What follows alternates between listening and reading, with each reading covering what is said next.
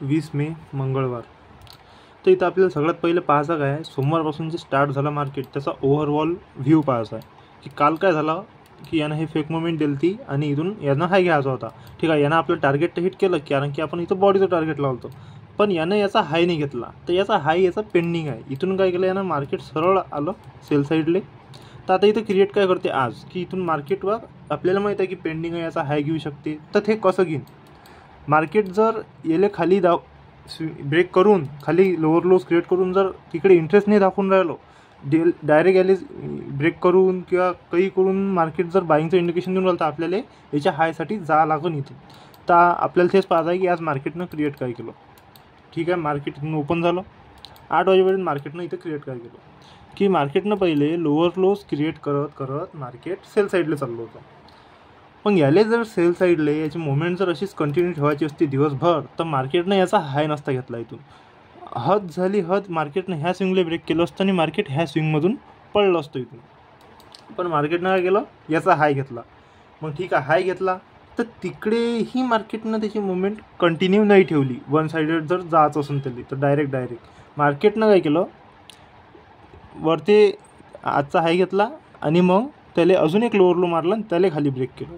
ठीक आहे, इथं आता आपले लाईटे काय लागून राहिले की बा मार्केटले जेव्हा यानं लोअर लोज घ्यायचं होतं म्हणजे सेल साईड जात तेव्हा यानं हाय घेतला, जेव्हा म्हणजे बाईंगले जायचं होतं यायला तेव्हा यानं लोअर लो घेतला. अशी कंडिशनमध्ये आपण काय करतो की 1-2 वेळा हे होऊन गेलं, तिसऱ्यांदा आलं. आता मार्केट जर इथून आपल्याला प्रॉपर जर बाईंगचं इंडिकेशन देते, मार्केट इथून वन साईडेड मुवमेंट पकडू शकते हायसाठी. तर हे आपली कन्सेप्ट आहे पुरी की यानं पहिले लोअर लोज घेतला बा, मग हे हाय घेतला, मग यानं वापस लो घेतला. आता इथून हे जे मुवमेंट घेईन हे एकदम प्युअर घेईन. मार्केट इथून जाईन म्हणजे हाय घ्यायला एकदम, आणि ते पण लंब्या मुवमेंटसोबत. आणि कालचं जे आपण पाहिलं ओव्हरऑल व्ह्यू जर आपण पाहतो तर ते काय होतं की मार्केटनं याचा हाय घ्यायचा पेंडिंग आहे आणि खाली आलं. हा मार्केटचा स्विंग आहे. तर यानं काय केलं, आज काय केलं मार्केटनं, हा जो याचा लोअर लो होता जिथून मार्केट उठलं होतं, मार्केटनं त्याला स्वीप केलं इथं. जसं की आपण पाहतो याले मार्केटनं इथं स्वीप केलं. तर हे एक इंडिकेशन तर आपल्याला एक्स्ट्रा भेटून गेलं ना इथं.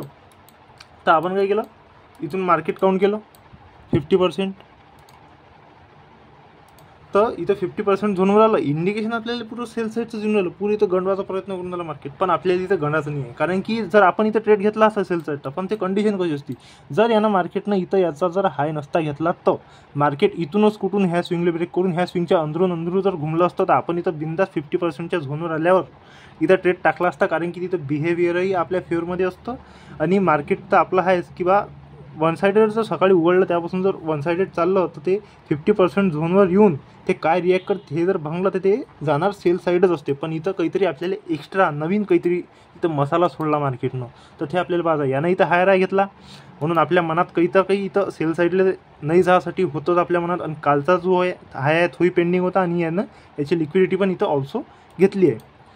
तर ठीक आहे, आता आपण इथं वेट काय करू, मार्केट 50% झोनवर आलं. पण आपल्याला इथे सेल साईडनं किती काही इंडिकेशन दिलं तर घ्यायचं नाही आहे.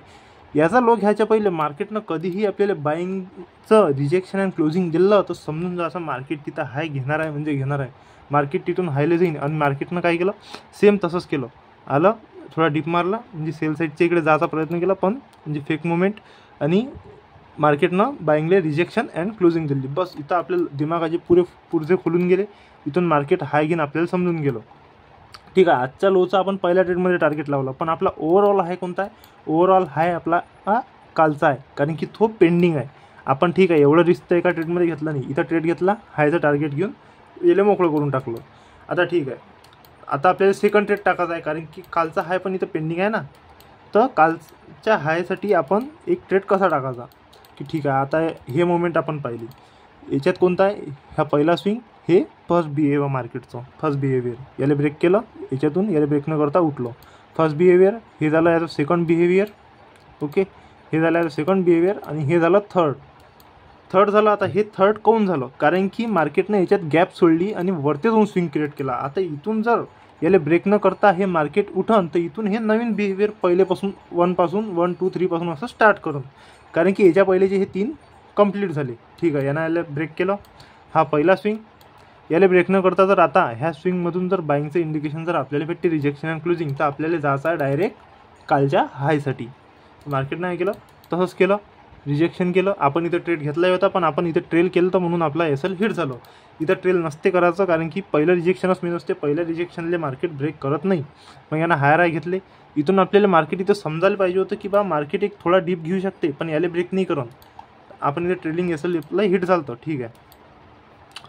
तर इथं पहिल्यापासून बिहेवियर चालू झाला. आता हे फर्स्ट बिहेवियर मार्केट आपण इथं ट्रेड टाकायचा होता आणि हा याचं टार्गेट घ्यायचं होतं.